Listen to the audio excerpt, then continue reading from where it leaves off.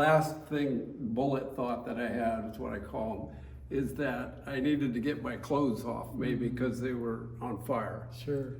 So I had those three thoughts, okay? But the real sequence is the same. It's just that what happened was I ran shrieking into the street in panic and pain. My brother Paul, my twin brother, who you mentioned, chased after me. He tackled me. Oh, that's when I thought I dropped and rolled. Okay.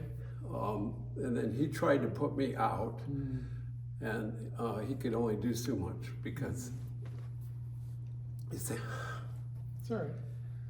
I told you it might get hard. It's okay. It's real. So his hands caught on fire. He And burned his hands, huh? yeah, his hands were burned. Yeah. And then my other friend David, he came with a jacket of Pendleton and he smothered the flames. And then, Of course, they took you to the hospital. then the rest began. Yeah, yeah. Okay. Right. That whole thing might have taken, a minute or two, I don't know. Sure. So then I bet the pain was excruciating, huh? yeah, I needed to die right then and there. Unspeakable pain. It was, I wanted nothing more at that minute than to be dead. Yeah. And for quite some time afterwards, I might say. Sure. So there wasn't any paramedics, so we waited for the ambulance to come, and they put me on a stretcher and put me in the back. This was 50 years ago. I know, it's been a long time. I'm sorry. That's okay.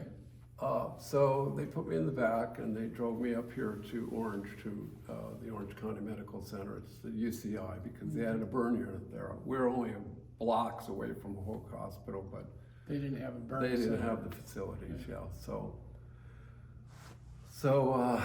then they put me on a table, a stainless steel table, and they cut the rest of my clothes off and they dumped buckets of ice on me. Sure. And then they started working on me. I don't know how long they worked on me. Sure.